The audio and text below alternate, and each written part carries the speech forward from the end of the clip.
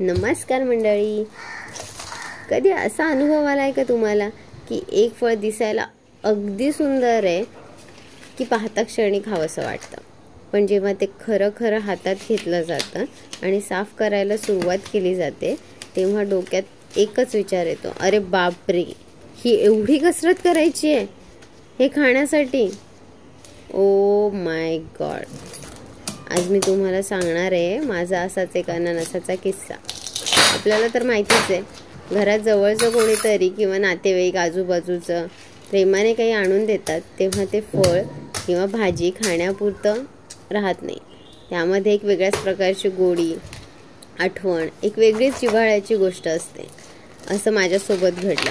माझ्या पप्पांच्या मित्राने आमच्या जवळच्या काकांनी अगदी प्रेमाने अननस आणून दिले. अननस काही साधे नव्हते बरं का, दिसायला असा सोन्यासारखा चमकत होता. सुगंधाने तर घरभर एक वेगळाच गोड वास पसरला होता. पण त्याला साफ करणं म्हणजे खरंच माझ्यासाठी एक खूप मोठं आव्हान ठरणार होतं. हे मात्र मला अजिबात अंदाज नव्हता जेव्हा सुरुवातीला मी हातामध्ये चाकू घेतला. व्हिडिओमध्ये तुम्हाला 2च दिसत आहेत अननस, पण एक तिसरा अननससुद्धा होता. तो जेव्हा सुरुवातीला मी कापायला घेतला तेव्हा त्याचं ते चिकट पाणी लागतं ना हाताला, त्यामुळे तो सतत सटकत होता.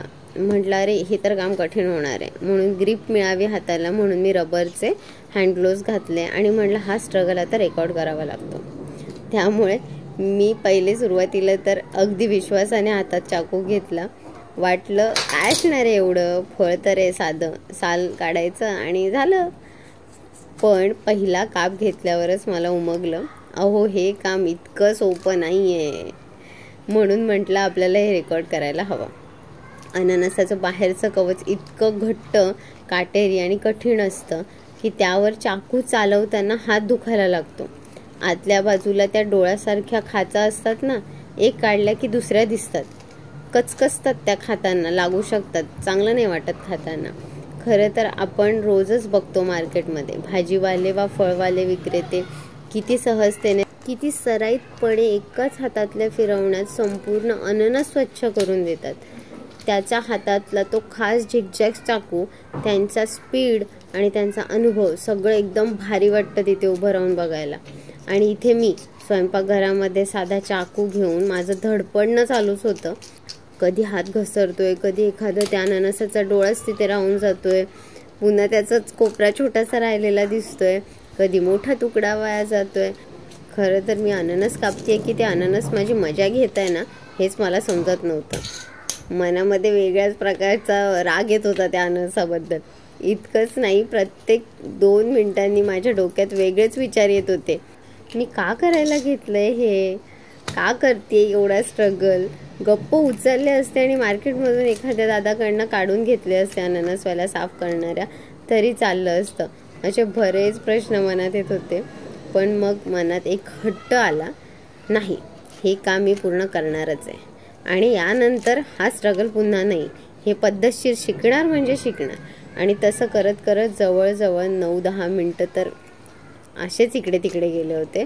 भरपूर वेळ इकडच्या तिकडे झाल्यानंतर मी अक्षरशः अननसाशी झुंजत राहिले आणि व्हिडिओ मी रेकॉर्डही केला. आज तोच मी तुम्हाला दाखवते. पण खरं सांगायचं तर हा फक्त अननस साफ करण्याचा व्हिडिओ नाही, हा आहे माझ्यात होता नव्हता तो धीर, संयम आणि अनुभवातून एक शिकण्याचा प्रवास. छोटासा, छोट्या छोट्या गोष्टीमधून शिकतो ना आपण, तसाच. अननस कसलं कमाल भारी फळ आहे. त्याला एक वेगळाच असा फ्रॅग्रन्स आहे त्याचा स्वतःचा हक्काचा, खूप मस्त लागतं.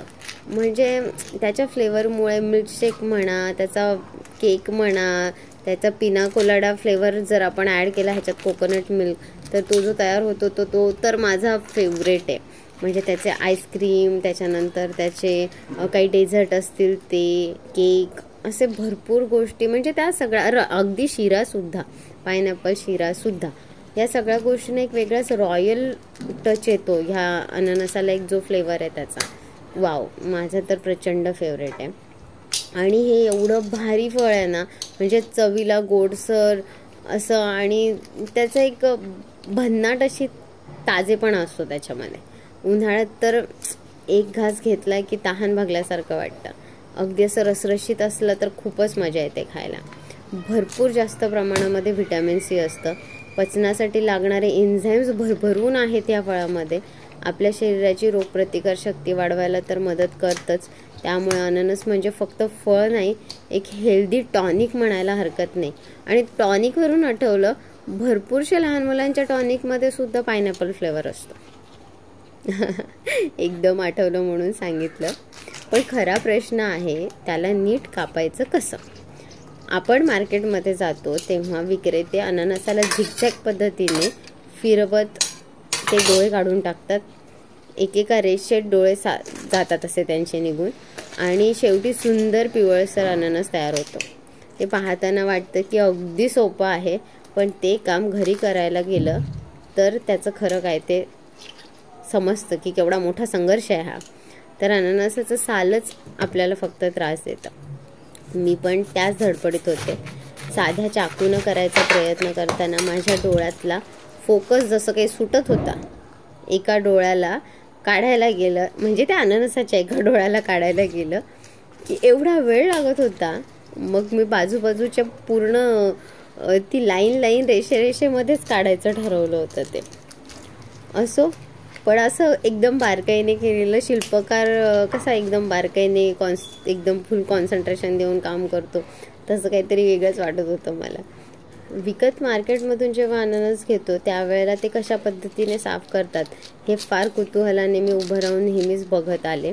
त्यावेळी वाटलं होतं, अरे हे तर मला पण जमेल. पण घरात प्रत्यक्षात जेव्हा मी उतरले त्या गोष्टीमध्ये तेव्हा खरी कसोटी समजली मला. कधी तुम्ही असा प्रयत्न केलाय का अननसाचा साफ करण्याचा? कॉमेंटमध्ये नक्की सांगा. तुमचा अनुभव कसा होता ते नक्की सांगा. तर हा होता माझा अननसाचा सुरुवातीचा स्ट्रगल. काकांनी दिलेल्या पिकलेला अननस त्याला साफ करताना झालेला हा माझा संघर्ष आणि त्यातून शिकलेला धडा.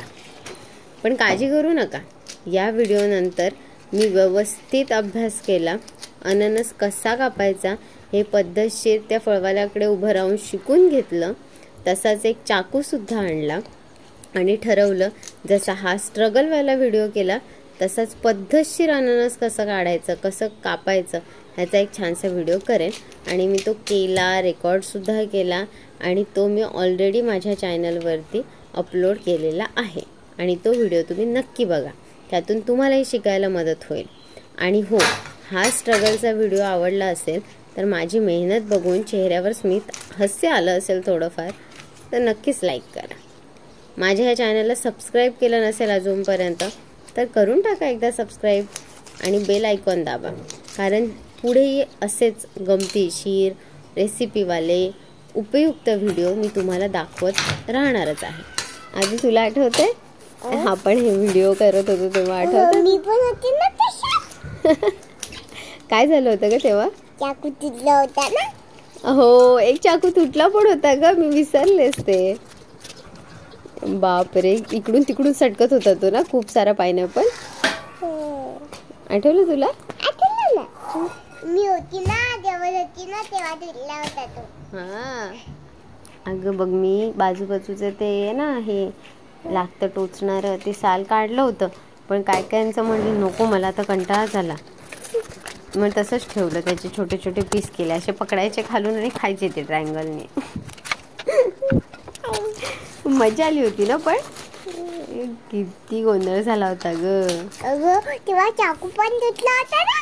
अगं हो, ते सांगितलंस तू मला, चाकू तुटला माझ्या आहेला. मला आठवलं, मी विसरलेली पहिले पण मला आठवलं. कठीण. चला, संपली व्हिडिओ. आमच्या चॅनल लाईक करा आणि सबस्क्राईब करा आणि सगळ्या व्हिडिओला शेअर करा. व्हिडिओला सबस्क्राईब नाही करत, चॅनलला सबस्क्राईब करतात, व्हिडिओला लाईक करतात. त्यामुळे व्हिडिओला लाईक करा. व्हिडिओला लाईक करा.